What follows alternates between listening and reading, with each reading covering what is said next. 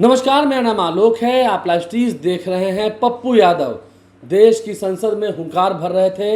ये कह रहे थे कि महिलाओं की स्थिति को देखिए, जिस तरह से युवा आज के बिगड़ते जा रहे हैं, नशीली आदतों का शिकार हो रहे हैं, हथियारों की बात होती है। इतने कम उम्र के युवाओं के पास कहाँ से आ रहा है? देश के हालात कितने बिगड़ रहे हैं, युवाओं की हालात कितने बिगड़ रहे हैं। पप्पू यादव क्या कुछ कहते हैं आपको सुनाते हैं देश की संसद में। देखिए, पप्पू यादव का ट्वीट भी काफ़ी वायरल हो रहा है। उन्होंने कहा है कि जब देश की राष्ट्रपति महोदया कल बिहार आई थी, महामहिम राष्ट्रपति महोदया का दिल से सम्मान है, पर एक सवाल है, उनका नालंदा आगमन हुआ, बिहार के सीएम डिप्टी सीएम गण उनकी आगवानी को नहीं गए। क्या यह आदिवासी समाज की महिला राष्ट्रपति का अपमान नहीं है? बंगाल में इसे मुद्दा बना बुक्का फाड़ रोने वाले बीजेपी नेतृत्व को क्या अब लकवा मार गया है? ये बीजेपी से उन्होंने पूछा है।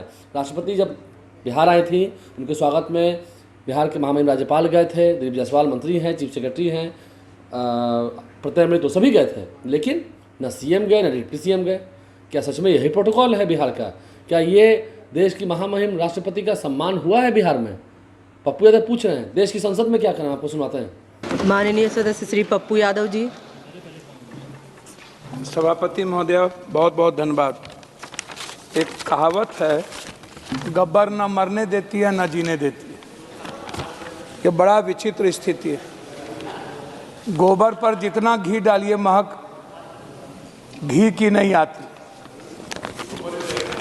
स्थिति इतनी भयावह है कि हम नौकरशाही, फिटाशाही, तानाशाही और हिटलरशाही, इस सब की ओर हम बढ़ते जा रहे हैं।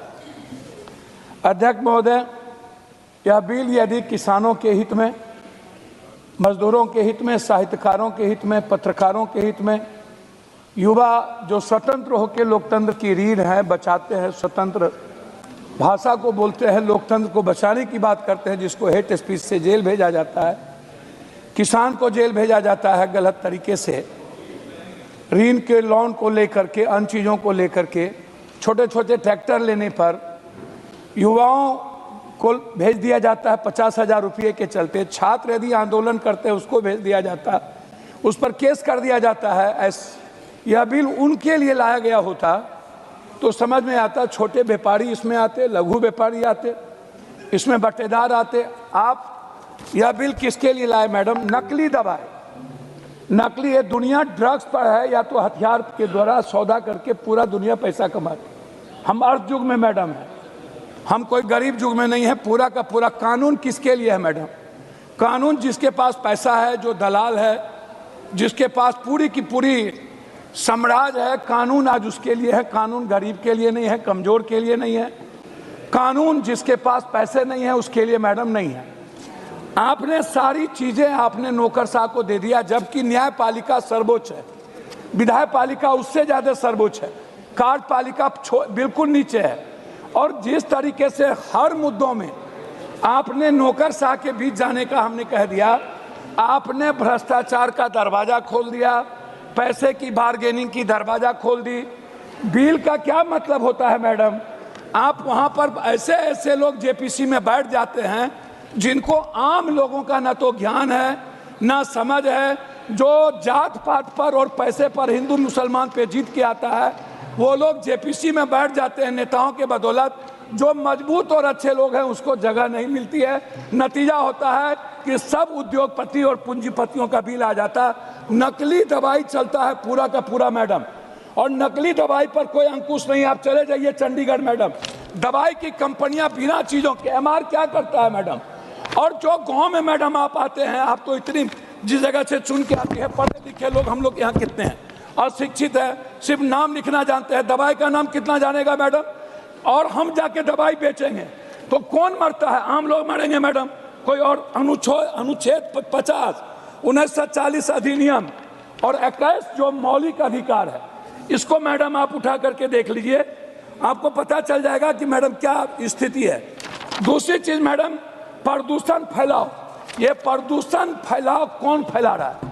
प्रदूषण फैलाता है जो बड़े लोग हैं, बड़े व्यापार करते हैं, बड़े बड़े कारखाना चलाते हैं, उनको आपने कह दिया है पूरा कि आप पूरा प्रदूषण फैलाओ, महिलाएं मरे, गरीब मरे, सब लोग खत्म हो जाए। सीएजी कैग का जो नियंत्रण महालेखक के आपने दिया है इसमें एरोलॉजिकल डिफॉल्ट, इसको आपने जुर्माना क्या किया मैडम? नकली दवाई को 5 लाख, हम कमाते हैं अरबों खरबों नकली दवाई बेच के, 5 लाख क्यों मैडम? हम 1 करोड़ दे देंगे, आप उसको 5 लाख का जुर्माना मैडम कर दिए हैं। दलित आदिवासी वंचित समूह के बारे में हम आपसे कहना चाहेंगे मैडम कि आपने कह दिया मैडम जुर्माना, अतिक्रमण मैडम अभी सरकार आई, पूरा दलित आदिवासी को हटा दो, रोड के बगल में जितनी दुकानें हैं उसको खत्म कर दो। अब आप हमको एक बात बताइए, हम अतिक्रमण दलित का कर लेंगे, आदिवासी का कर लेंगे, उसके घर के आगे हम पूरा कूड़ा डंप कर देंगे और हम जाएंगे थाने में, कुछ जगहों पर हम कहेंगे पैसा लो, चुपचाप रहो, हम जुर्माना भरने को तैयार है, हमने अरबों कमा लिया है। मैडम दूसरी चीज हम आपसे कहना चाहेंगे कि अदालतों अंतिम व्यक्ति जिसकी पहुंच किसी भी कीमत पर पैदान में आम आदमी तक नहीं है, उसके तक नहीं है, अदालत के अलावा दूसरा महिला सुरक्षा और नागरिक गरिमा की बात हम करना चाहेंगे। सबसे ज्यादा आज प्रताड़ित हमारी बेटियां हैं सर, चाहे वो हिंसा घरेलू हो, हिंसा बाहर हो, और वो परेशान होती है।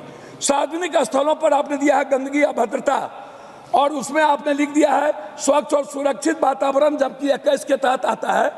आप जवाबदेही आपराधिक कार्रवाई के डर के बिना ठेकेदार या निजी कंपनी के पास महिलाओं के लिए सार्वजनिक शौचालय के स्थानों पर स्वच्छता बनाए रखने के लिए कोई लाश कर बाध्यता नहीं रह जाएगी, आप ये कर रहे हैं। दूसरा मैं मैडम आपसे कहना चाहूँगा, ये जो वसूली ये इंस्पेक्टर पर भरोसा वसूली करने के लिए मैडम, इसको निष्कर्ष मेरा आपसे इतना है कि भरोसे के मुखौटे वाली तानाशाही जैसी कानून मैडम सबको विरोध करना चाहिए।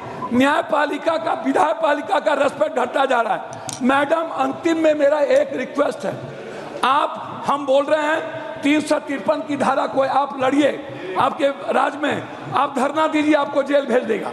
353 में हर नेता को जेल भेज दो, आचार संहिता में जेल भेज दो, एसपी को जेल भेज दो, टाइम केस को जेल भेज दो।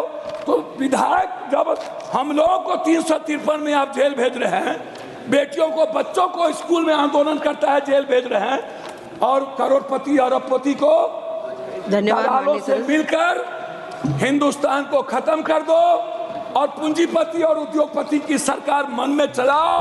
नकली दवा की आजादी कर दो, डॉक्टर को नकली दवा लिखने की आजादी कर दो, पूरा अधिकार उद्योगपति को दो।